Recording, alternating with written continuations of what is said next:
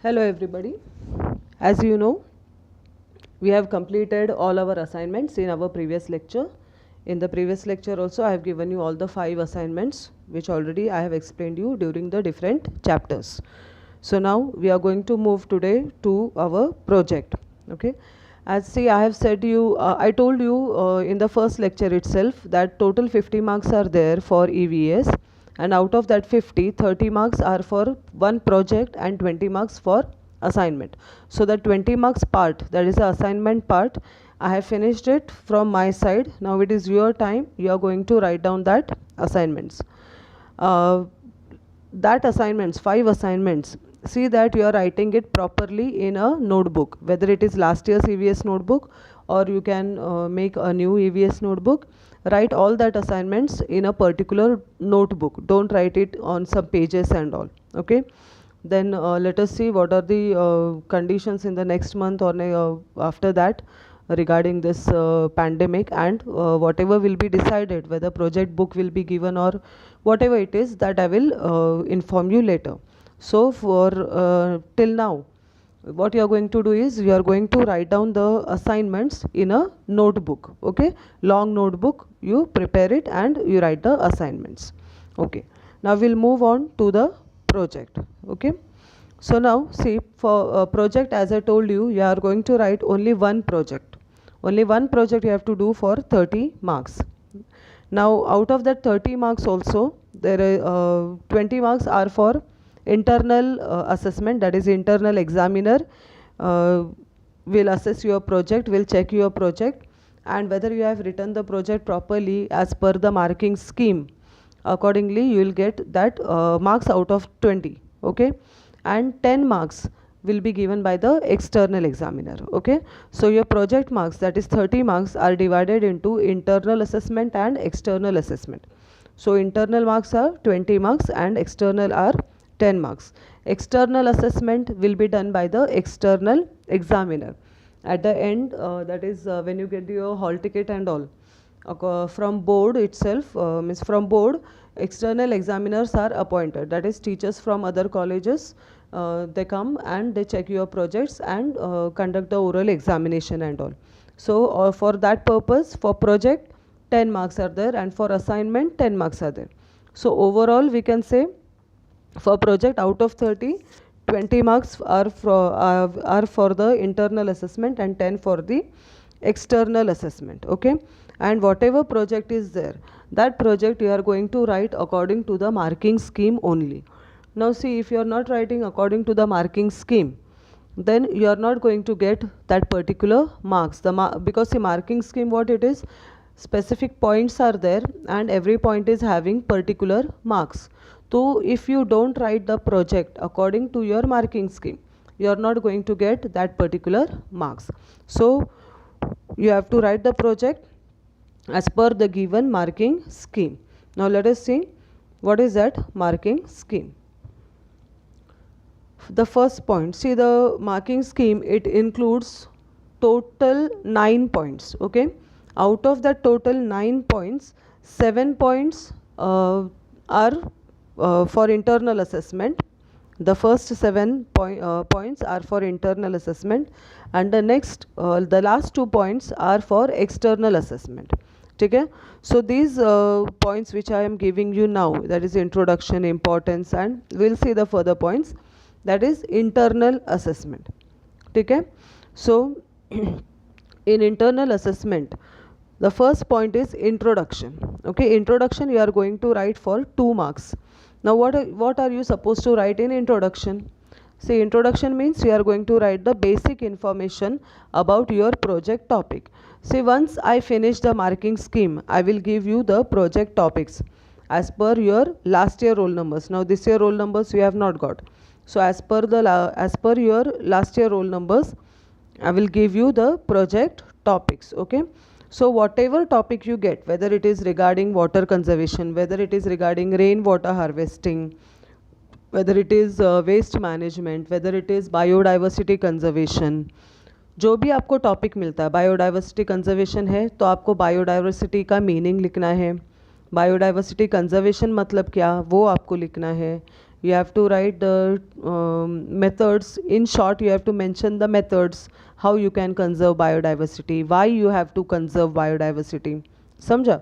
So जो भी आपको टॉपिक मिलता है, whatever topic you get, you are going to write the basic information, the introduction of your topic for how many marks? For 2 marks. That is the introduction. Okay, basic information means you will write the meaning, you will write the methods. In short, you will write some whatever basic knowledge is there regarding that particular topic. Then come to the second point. The second point in your marking scheme is importance. Okay, second point is importance. Importance is also written as relevance. ठीक है, महत्व. Importance मतलब relevance means Marathi मध्ये काय? महत्व. Okay, so importance means what? You have to write whatever topic you got for your project, why it is important, how it is important for the people as well as for the environment. ठीक है, जो भी आपको topic मिला है वो topic लोगों के लिए, लिविंग बीइंग्स के लिए या फिर एनवायरनमेंट के लिए किस तरह से इम्पॉर्टेंट है, ये आपको लिखना है. सेकंड पॉइंट मतलब इम्पॉर्टेंस में कितने मार्क्स के लिए? 2 मार्क्स के लिए. ठीक है, just for 2 marks. Now how you will show that your topic is important? You have to give relevant examples. You have to give examples that are related to your topic. For example, if your topic is waste management, then you can give the examples of different dumping grounds around us. In our Kalyan itself, we are having that Adharwadi dumping ground. Okay, then Devnar we had the dumping ground, Mumbai. So you have to give the examples. Waste management है ना, so you can give the examples of these dumping grounds कि how these dumping grounds have become mountains of garbage. ये बोलने के लिए dumping ground है, लेकिन actually अगर आप वहाँ visit करोगे, देखोगे, तो आपको क्या दिखाई देगा? कचरे का बड़ा बड़ा mountains दिखाई देगा. राइट? क्यों कचरे का बड़ा बड़ा माउंटेन्स? क्योंकि हम लोग waste formation, waste generation control नहीं कर रहे. So controlling that waste formation, disposing the waste properly, that itself is waste management. Right? तो अगर वेस्ट मैनेजमेंट हम लोग बराबर नहीं करेंगे तो क्या हो जाएगा?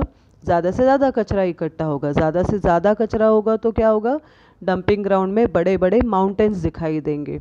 वो बड़े बड़े कचरे के माउंटेन के वजह से आज आसपास के लोगों को प्रॉब्लम होता है या नहीं? बहुत प्रॉब्लम होता है. सिर्फ आसपास के नहीं, वहाँ पर जो काम कर रहे वो लोगों को भी बहुत प्रॉब्लम होता है. डिफरेंट डिसीजेस होता है, वो कचरे के वजह से फाउल स्मेल आता है.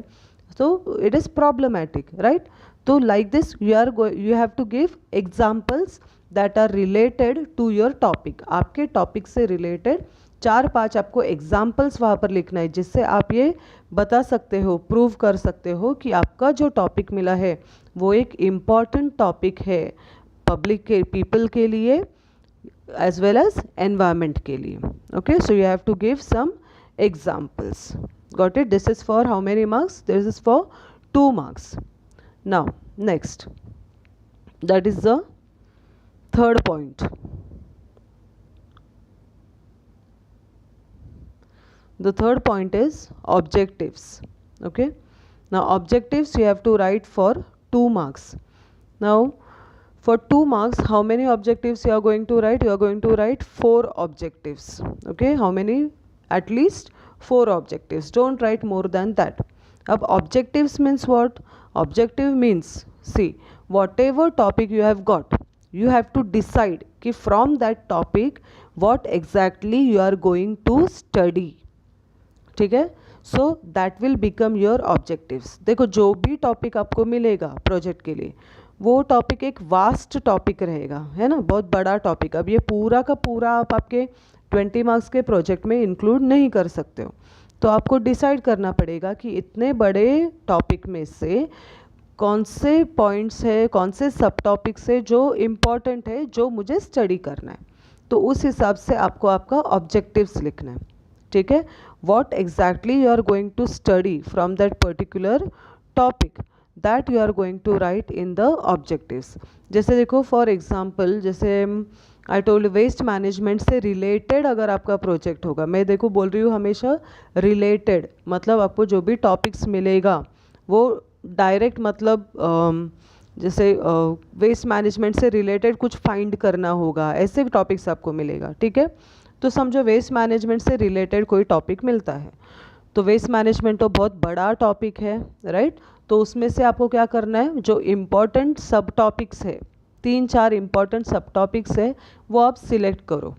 जैसे देखो फिर आपका ऑब्जेक्टिव्स क्या रहेगा, फर्स्ट ऑब्जेक्टिव सपोज फिर रहेगा to study the methods of waste management, मतलब मैं जब प्रोजेक्ट के लिए काम करूँगी तब मैं मेथड्स जो है वेस्ट मैनेजमेंट के, वो मेथड्स का मैं इंफॉर्मेशन निकालूंगी, राइट।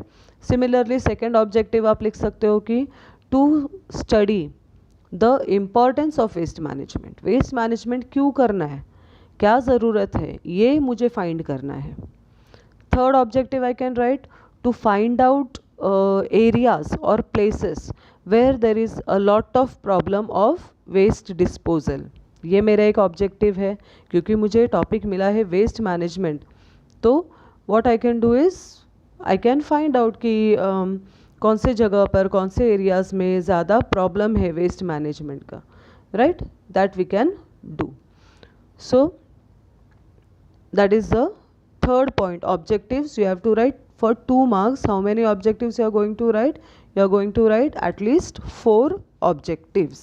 And objectives जब लिखते हो, जैसे देखो मैंने इसमें मेंशन किया है, if your topic is waste management, you can write to study the problems regarding waste management.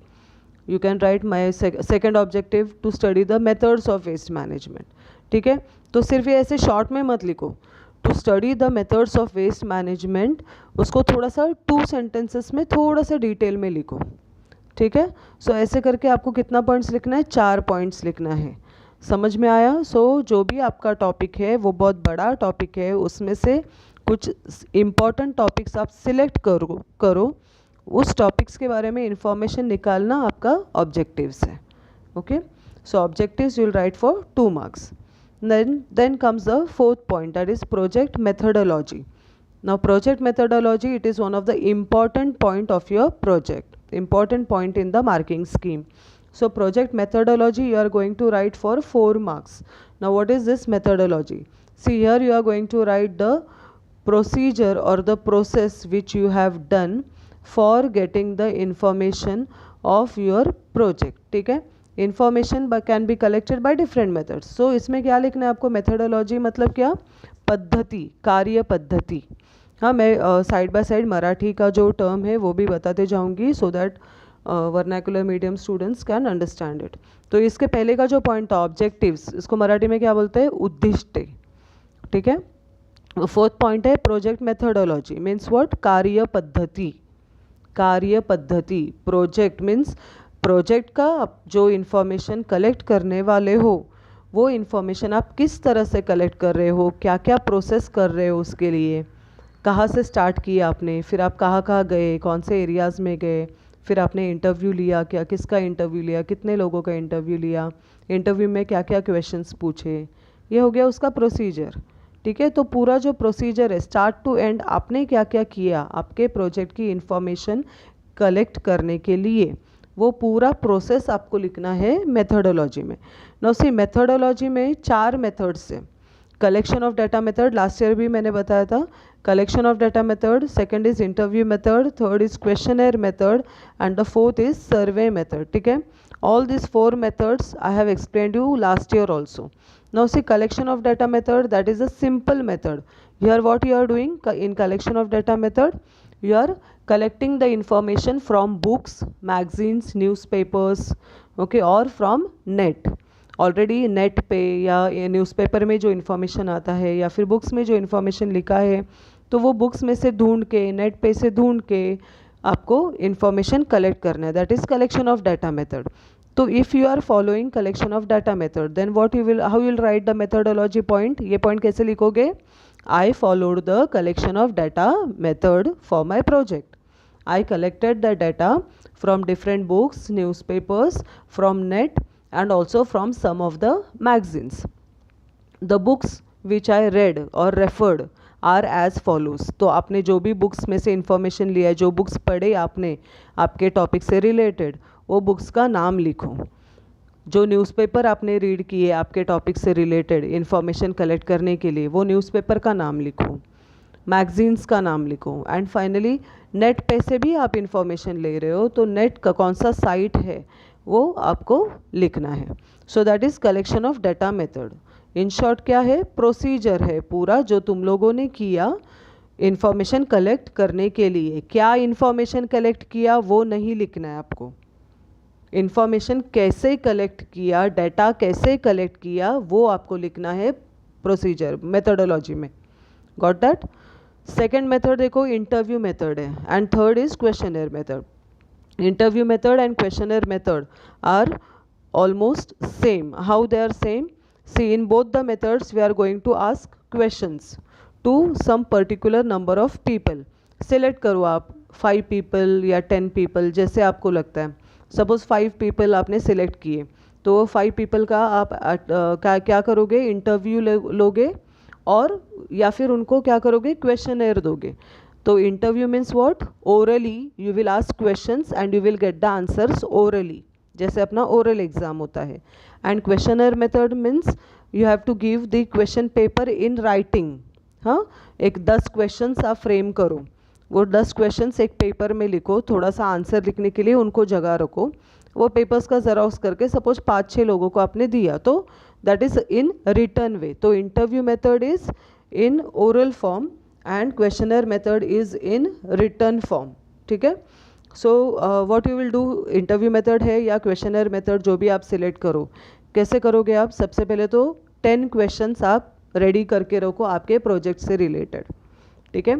फिर आप किस किस को ये क्वेश्चन पूछोगे, देखो आपके आजू बाजू में आपके नेबरहुड में आपको लगता है कि ओके इनसे मुझे आंसर मिलेगा, तो ऐसे 5 लोगों, सिर्फ 5 पीपल काफ़ी है। ठीक है।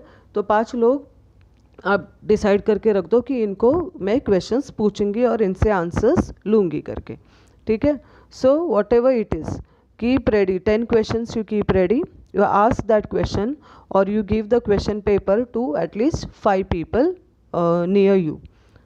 Got it? So that is the interview method and questionnaire method. So if you are following that interview method or questionnaire method, so how you will write methodology point, I followed the interview method for my project, या फिर I followed the questionnaire method for my project.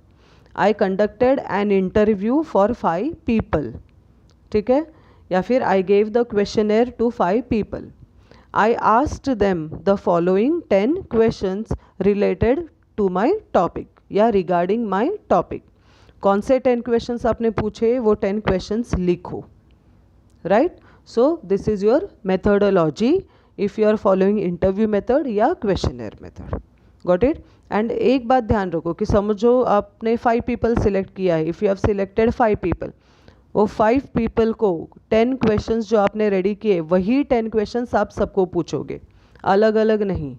ठीक है। First person का interview लिया, 10 questions आपने पूछा, वही 10 questions आपको सेकंड पर्सन को पूछना है, वही 10 क्वेश्चन आपको थर्ड को पूछना है। Got that? क्वेश्चनर में भी सेम क्वेश्चन पेपर रहेगा जो आपको 5 लोगों से फिल करके लेना है। समझ में आया? ओके। नाउ फोर्थ मेथड देखो कौन सा है, सर्वे मेथड है। सर्वे मतलब आप खुद होके you will visit some of the areas.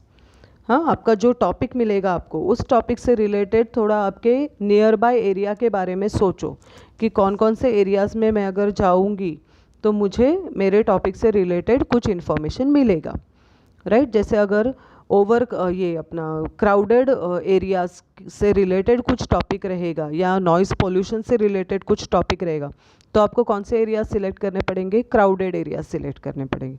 जैसे मार्केट एरियाज़ है, स्टेशन एरियाज़ है, नियर बाय स्टेशन एरियाज़, ये सब एरियाज़ कैसे होते हैं, क्राउडेड रहते हैं, जिसके वजह से पोल्यूशन होता है, नॉइज़ पोल्यूशन होता है। ठीक है। तो उस हिसाब से आपको कितना एरिया सिलेक्ट करोगे, minimum 3 areas, only 3 areas enough है। और कौन से areas, near to your house. Survey करने के लिए किसी को भी कहीं भी दूर जाने की ज़रूरत नहीं है। एंड अभी कोरोना का सिचुएशन भी है तो I will suggest instead of survey you better go for interview, questionnaire or collection of data method. And if you are doing any survey, see that you are आप पूरा जो precautions लेके आपको सर्वे करना है. बेटर सर्वे अवॉइड करो, और अगर कर रहे हो तो आपके घर के नज़दीक जो एरिया है वहीं पर करो पूरे प्रिकॉशंस लेके. So be careful when you are doing this survey method, particularly in this corona situation. ठीक है. सो सर्वे मेथड अगर आप कर रहे हो तो आपको 3 एरियाज सिलेक्ट करना पड़ेगा. फिर आप कैसे लिखोगे methodology point, I followed the survey method for my project. Okay, I selected 3 areas to get the information of my project. फिर कौन से 3 एरियाज सिलेक्ट किए वो एरियाज़ के नाम भी लिखो. फिर हर एक एरिया के लिए एक एक पैराग्राफ लिख दो. क्या लिखोगे, I visited this area, first area जो भी आपका रहेगा, I visited this Kolsawadi area on so and so date, timing लिखो, डेट लिखो. ठीक है. देन आपका जो एक्सपीरियंस, फिर उधर जाके आपने क्या क्या देखा, क्या क्या इंफॉर्मेशन कहाँ कहाँ से कलेक्ट करने का कोशिश किया, वो आपको लिखना है. जैसे अगर मैंने बोला ना पोल्यूशन से होगा, नॉइज़ पोल्यूशन, तो क्राउडेड रीजन्स में जाओगे. Then there I try to count the areas, या फिर सपोज मार्केट एरिया में गए तो there I first of all counted the number of vendors who were sitting on the footpath. Okay, I counted the number of vendors who were shouting a lot. Then मतलब vendor मतलब कौन, जो ये vegetables वगैरह बेचते हैं, they are called as vendors. Okay, तो fruits वगैरह जो बेचते हैं, right.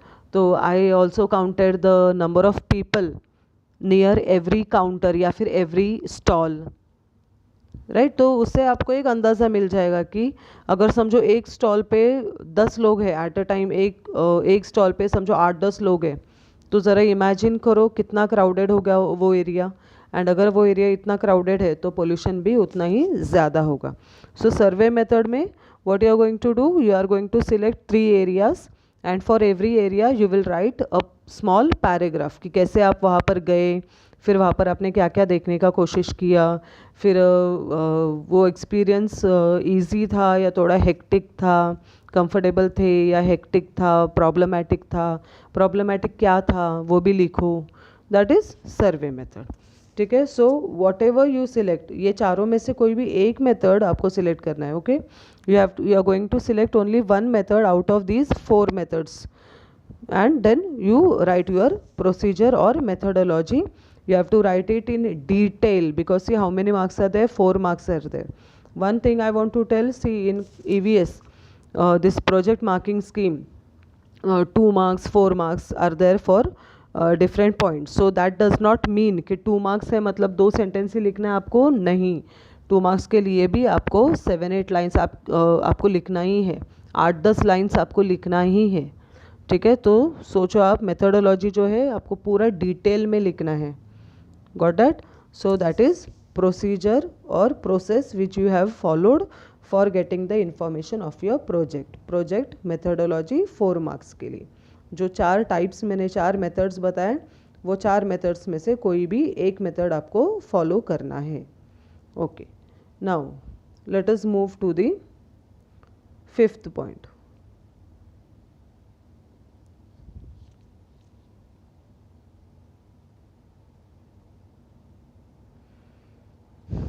Okay, the 5th point is observations. Observations को मराठी में क्या बोलते हैं, निरीक्षणे.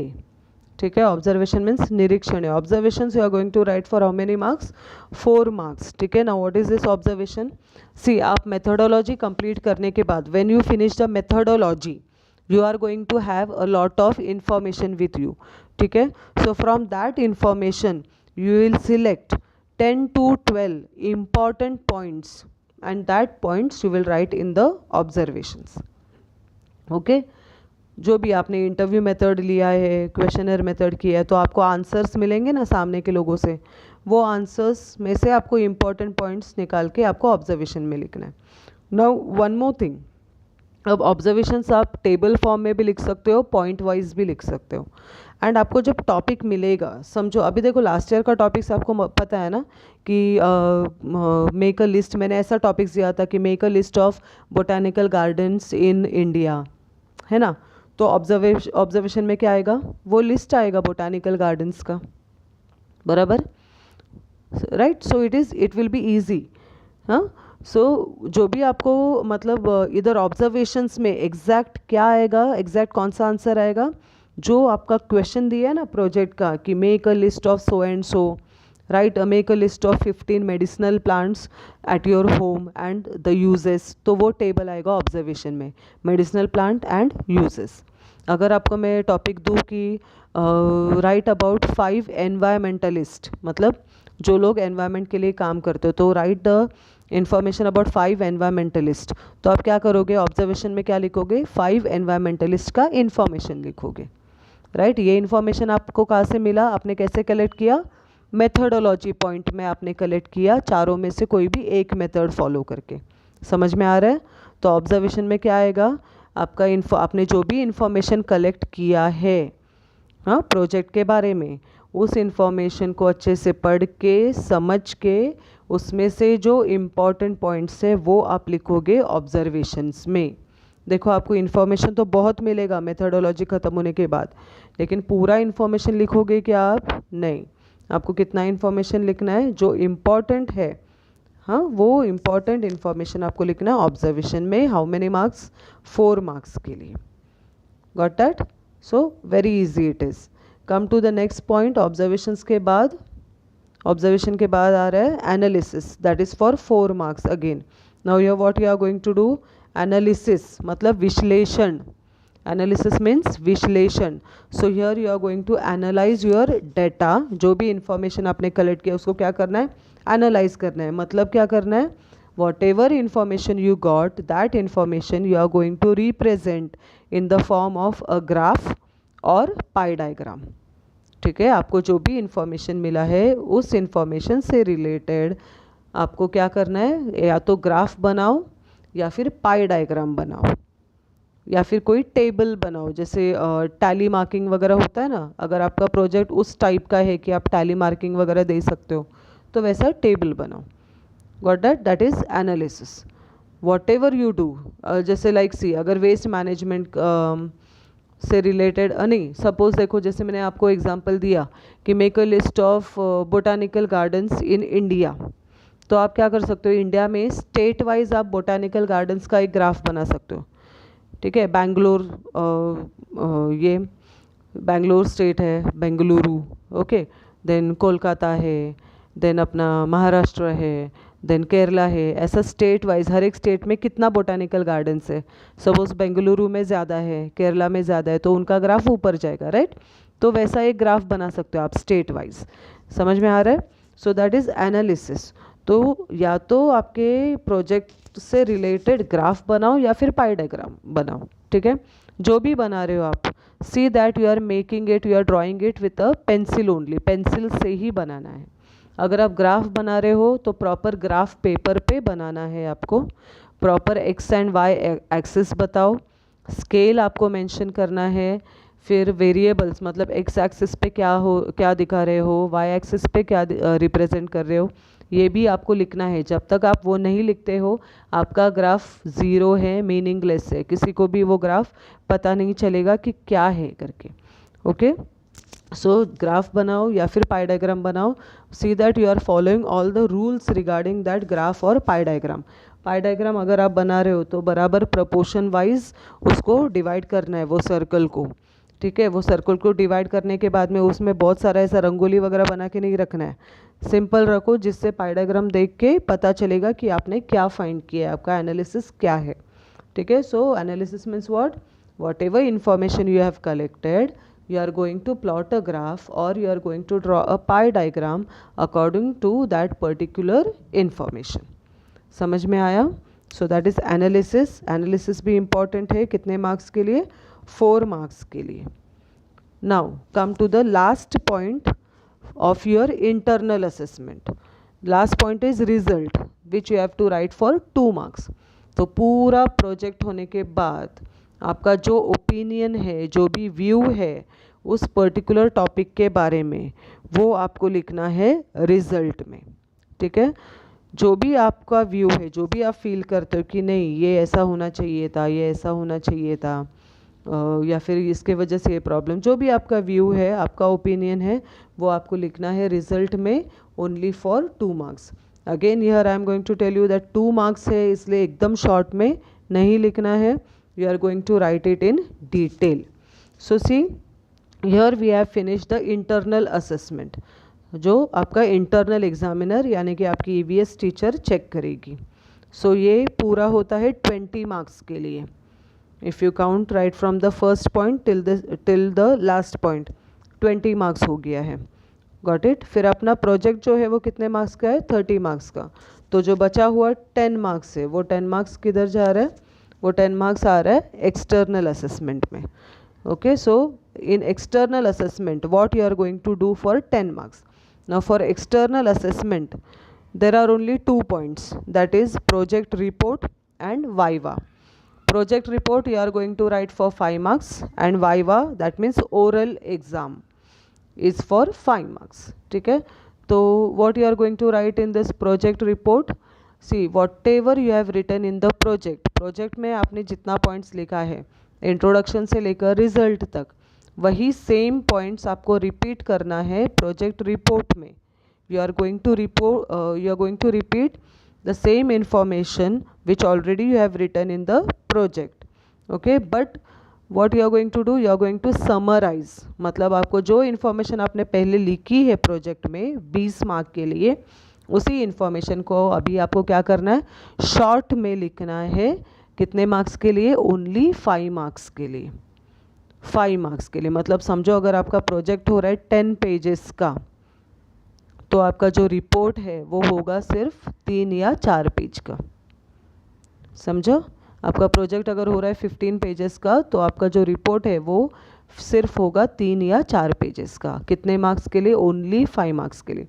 But this is compulsory. If you will not write the report, you will not get that 5 marks. Similarly, internal assessment का जो भी points मैंने बोला, उसमें से कोई भी पॉइंट मिसिंग रहेगा तो उस पॉइंट का जो मार्क्स है वो आपको नहीं मिलेगा। अगर आपने रेलेवेंस, इम्पॉर्टेंस नहीं लिखा तो इम्पॉर्टेंस का जो 2 मार्क्स है वो आपको नहीं मिलेगा। अगर आपने रिजल्ट नहीं लिखा तो रिजल्ट का जो 2 मार्क्स है वो आपको नहीं मिलेगा। Got it. तो project report will be checked by the external examiner. ठीक है, and that is for how many marks? That is for 5 marks. Clear? Now last point, what it is? Viva, that is oral exam. So oral exam will be conducted by the external examiner and questions will be asked on your project only, related to your project की यही project आपने क्यों select किया, फिर आपने क्या क्या पढ़ा इसमें, या फिर व्हाट प्रोजेक्ट में कुछ वो पढ़ेंगे, कुछ मीनिंग वगैरह पूछेंगे। Give the meaning of biodiversity, then what do you mean by botanical garden, है ना। What do you mean, how many environmentalist you have studied, उनके नाम बताओ, फिर क्या काम किया उन्होंने। ऐसा जो भी आपने बुक में लिखा है, प्रोजेक्ट में लिखा है, उस बुक में से ही जो भी लिखा है आपने, उस पे से ही आपको क्वेश्चंस पूछे जाएंगे एक्सटर्नल एग्जामिनर से। ठीक है, एंड ये एक्सटर्नल असेसमेंट जो है वो स्ट्रिक्टली एक्सटर्नल एग्जामिनर ही करता है, which are appointed by the board. So उसके लिए कितना मार्क्स है? 5 मार्क्स है। So clear. So internal assessment 20 marks and external assessment 10 marks, ये टोटल हो गया अपना कितना? 30 मार्क्स प्रोजेक्ट का। So here we end with the marking scheme of the project. We'll meet in the next lecture. In the next lecture I'll give you the topics that are topics as per your roll number. ठीक है, so till then bye bye.